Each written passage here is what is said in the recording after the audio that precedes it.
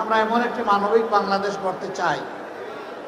এই মিরপুর, কাফরুল, বাসানটেক একসময় এটা কিছু মানুষের কারণে অশান্ত ছিল এবং সন্ত্রাসের জনপদে পরিণত হয়েছিল।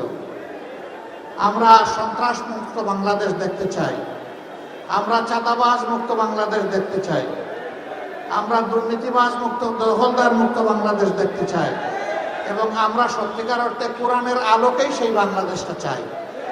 এই জন্য দল, ধর্ম, জাতি, বর্ণ নির্বিশেষে আমরা সকলের সহযোগিতা চাই।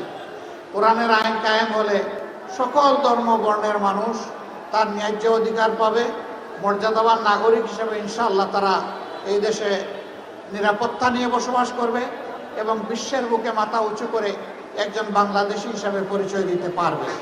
আমরা সেই দেশটি গড়ার ক্ষেত্রে আপনাদের সকলের আন্তরিক সহযোগিতা আমরা কামনা করছি। সম্মানিত ভাইরা, রাস্তার অবস্থা খারাপ হওয়ার কারণেই আমাদের আসতে খানিকটা দেরি হয়ে গেল। আপনাদেরকে মন ভরে একটু দেখতে পারলাম, এটাও আশঙ্কায় পড়ে গেছিলাম যে মাঝখানে এই রাস্তায় চলতে চলতে আটকা পড়ে পড়ে আজান আমাদের কানে শোনা হয়ে যায় কিনা, ইফতার গাড়িতে বসেই পড়তে হয় কিনা। আল্লাহ তাআলা মেহেরবানি করে এই পর্যন্ত পৌঁছে দিলেন, এই জন্য আল্লাহ তাআলা শুকরিয়া আদায় করি। আর ইনশাআল্লাহ চলার পথে জীবনের বাঁকে বিভিন্ন সময় আমাদের দেখা হবে, মোলাকাত হবে। আমি শুধু আপনাদের কাছে প্রাণ ভরে দোয়া চাই, আল্লাহ তাআলা একটা দুর্নীতি এবং দুঃশাসন মুক্ত বাংলাদেশ গড়ার যে অঙ্গীকার নিয়ে বাংলাদেশ জামাতে ইসলামী কাজ করছে, আল্লাহ যেন এই কাজটা সুষ্ঠুভাবে করার তৌফিক আমাদেরকে দান করেন।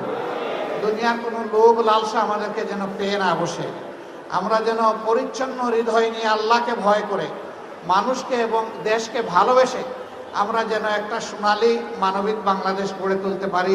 আল্লাহ যেন আমাদেরকে এই তৌফিক দান করেন।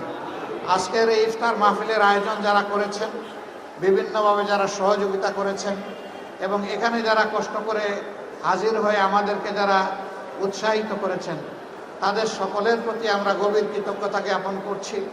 ইফতারে খাওয়া বড় কথা নয়, একসাথে দুয়ার এই ধরনের একটি মাহফিলে আমরা মিলিত হতে পারলাম, এটা আমাদের জন্য অনেক সৌভাগ্যের ব্যাপার। মিডিয়ার ভাইয়েরাও কষ্ট করে এসেছেন, তাদেরকেও ধন্যবাদ জানাই। সকলকে একটু ধন্যবাদ এবং কৃতজ্ঞতা জানিয়ে আমার বক্তব্য এখানে শেষ করছি। আসসালামু আলাইকুম ওয়া রাহমাতুল্লাহি ওয়া বারাকাতুহু।